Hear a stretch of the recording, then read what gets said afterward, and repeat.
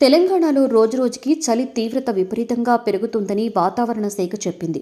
గతేడాది కంటే ఈసారి ఉష్ణోగ్రతలు మరింత తీవ్రంగా పడిపోతున్నాయని అధికారులు ప్రకటించారు. ఇదిలా ఉంటే 2-3 రోజుల నుండి తెలంగాణలో ఉన్నట్టుండి చలి విపరీతంగా పెరుగుతోంది. రాబోయే రోజుల్లో దక్షిణాది జిల్లాల కంటే ఉత్తరాది జిల్లాలలో చలి తీవ్రత మరింత ఎక్కువగా ఉంటుందని వాతావరణ శాఖ అధికారి ధర్మరాజు వివరించారు. తెలంగాణలో శీతాకాలం మొదలు సాధారణ స్థాయి కంటే చలి తీవ్రత చాలా ఎక్కువగానే ఉందని ఆయన వివరించారు. సాధారణ ఉష్ణోగ్రతలు చూసుకుంటే ఆదిలాబాద్లో 12.8 డిగ్రీల నుండి 7.2 డిగ్రీల దిగువకు పడిపోయాయి. అలా అన్ని జిల్లాలలో కూడా 2 నుండి 4 డిగ్రీల వరకు నమోదవుతున్నట్లుగా చెప్పారు. రోజులో తెలంగాణలోని ఉత్తరాది జిల్లాలైన ఆదిలాబాద్, ఆసిఫాబాద్, నిర్మల్ జిల్లాలలో చలి తీవ్రత భారీగా ఉంటుందని ఆయన అన్నారు. ఈ 3 జిల్లాలలో ఎల్లో అలర్ట్ జారీ చేసినట్లుగా అధికారులు తెలిపారు. సంక్రాంతి సమయంలో చలి తీవ్రత మరింత పెరిగే అవకాశాలు ఉన్నాయన్నారు.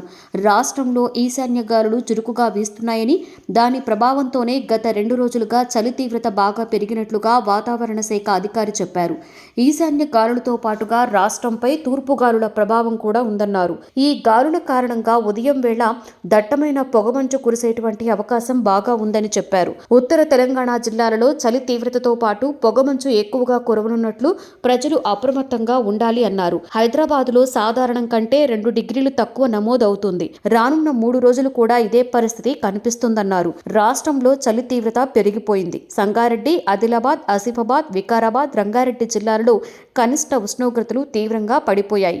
అత్యంత కనిష్టంగా కొమరంభీం జిల్లా సిర్పూర్, గిన్నెదారిలో 6.5 డిగ్రీల ఉష్ణోగ్రతలు నమోదైనట్లుగా అధికారులు తెలిపారు. ఆదిలాబాద్ జిల్లా బేలలో 7.1 డిగ్రీలు, ఆదిలాబాద్ జిల్లా ఆర్లీలో 7.2 డిగ్రీల ఉష్ణోగ్రత నమోదైంది. ఇక హైదరాబాద్లో అత్యంత కనిష్టంగా హెచ్సియు, బిహెచ్ఐఎల్ 8.8 డిగ్రీల ఉష్ణోగ్రత నమోదవగా రాజేంద్రనగర్లో 9.4, మౌలాలీలో 9.6, శివరాంపల్లిలో 10.9 డిగ్రీల ఉష్ణోగ్రతలు నమోదయ్యాయి.